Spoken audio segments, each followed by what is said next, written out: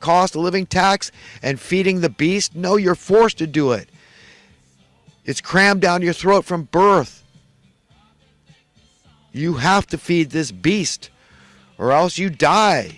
You comply and conform, or see ya. That's what we're told by the rulers of this world. These are evil forces.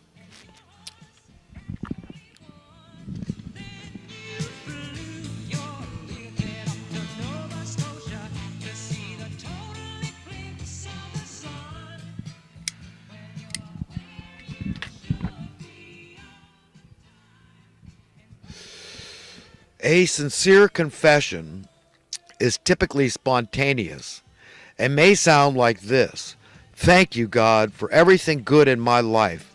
I know with certainty you are not responsible for anything bad, ever. Please help me, God. I am prone to being weak, pitiable, and pathetic. Please help me forgive myself by accepting your forgiveness and free my wretched soul by your amazing grace. I know I shouldn't condemn myself, as we are all emblematic of a fallen world.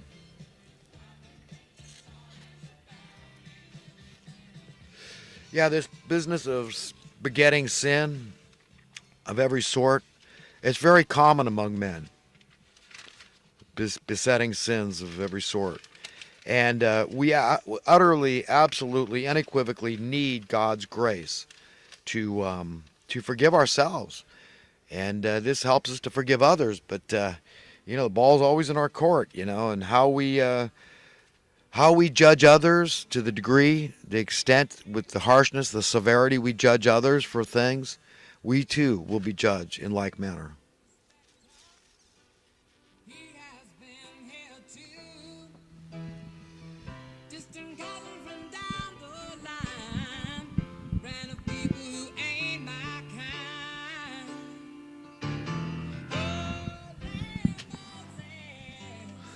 The top Quisling politicians in cahoots with the money printers went for the collective throat of the American people. They've been attacking us since the assassination of JFK over 55 years ago. They rape us financially, stealthily, stealing the wealth that belongs to the American people. They create poverty. They create wealth imbalance. They create widespread financial desperation and sundry forms of mass misery. Yeah, you wonder why you feel a need to run, not walk away from this scene, to engage in every form of escapism and vice out there. That's it. And there's some that elude us. We think, oh, what do you mean a vice? I like to go buy stuff, buy new stuff. I'm a little materialistic maybe. But you see, retail therapy is a form of a vice. We do it. And I've done it plenty myself too. Just look, what can I go buy? That'll make me feel better, But there's 101. I mean, the gambling, the sex addictions, the porn addictions, the food addictions, drug addictions, alcohol addictions, cigarette smoking addictions. There's just one type of vice after another. Lack of self-control addictions. Because God put drugs in our body that we don't have a choice of. I mean, can we say, well, we don't want endorphins, and we don't want dopamine, and we don't want oxytocin, and we don't want adrenaline? No, it's tough noogies for us because we've got them. We just have to learn how to control them. And, that's it, because we're going to get them. And some of them we're very grateful for at times of euphoria. For example, climax, right? It's a very beautiful thing, but it requires the endorphins, the dopamine, and the oxytocin, and it's these procreation drugs and the adrenaline.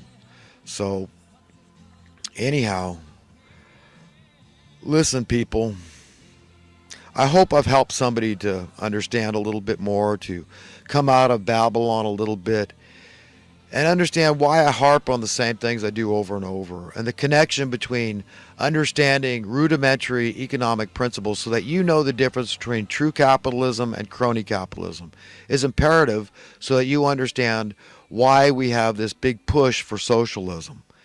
Okay, because what people have really been seeing, what they're really blaming is crony capitalism. And capitalists, true capitalists, need to be very clear about that.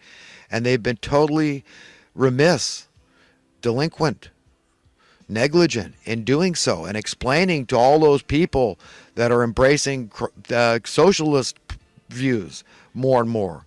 They've been really bad at explaining this, and they're far too likely to defend crony capitalism, which is, see, this is part of the diabolical scheme. People got to get, these are the same people, these are the people that claimed communists, but then we all know that under socialism and communism you have a tiny group of elitists.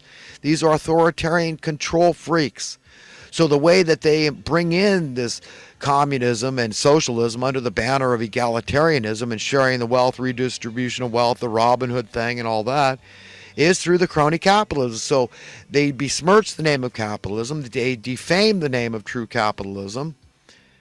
Okay? They frame it up. Okay? They frame capitalism, and really it's not capitalism at all. I mean, it's got the opposite effect of capitalism. That's what crony capitalism does. It's the one that it's the agency that's creating the wealth imbalance. It's the agency that's creating the poverty. It's evil. It's an evil, diabolical scheme. These people are evil genius. They're mad scientists. Okay? Diabolism is their religion. And you've got to, it's imperative that you see the light, at least. You as an individual can be empowered with the truth, the whole truth, and nothing but the truth. You can understand at least basic economic principles. You can know the difference between progress and regress relative to social, political, and economic issues. And I'm telling you, that's all. Unless you're very, very, very clear in your own mind, you're really not going to be able to help anybody else. But once you do get very, very, very clear in your own mind, okay, then you can teach and preach to other people and be effective. And then they learn. You sow the seeds of clarity of thought in this whole business. And understand what we're talking about here is big and how this relates to biblical principles and truths in there about this business, about setting the captives free and all that, you know. And it's, you know, how it's bad enough that we all have to face this thing we call death, you know, face diseases of every sort, natural disasters and predation and temperature extremes and all the negative stuff that we got to face organically, thorns on roses. It seems to never end. Okay, that's bad enough that we got to accept that. But these people imposing this crap, this invented, unnecessary, wholly, inarguably unnecessary human suffering by financial means. It's so evil. It's so bad. Okay? And you've got to get it, man. And you got to understand what it's going to take. And it's going to take a lot. And it starts with wisdom and understanding and teaching and people. Okay? This is it. The power of knowledge. Okay? The power of knowing the truth, the whole truth, and nothing but the truth. And be able to explain it to other people succinctly, coherently, and cogently as God allows you to. Do it prayerfully, with the right tone of voice, the right spirit, the right attitude, with the hopes of truly being effective and winning people over, you know, out of the darkness and into the light. Okay? We've got to work together. We've got to unify. We've got to care. Okay? We've got to adhere to the 2 commandments, whereby all the other 10 commandments fall into place if we really, really focus on just honoring God above all else and then just caring about each other the way we care about ourselves. All those things we want for ourselves and our loved ones, our families. We've got to understand that we've got to allow other people to have those things and want other people to have those things. Basic creature comfort. Who would withhold that from another unnecessarily? That's evil. There's no better word. That's evil. Do you want to have anything to do with those people?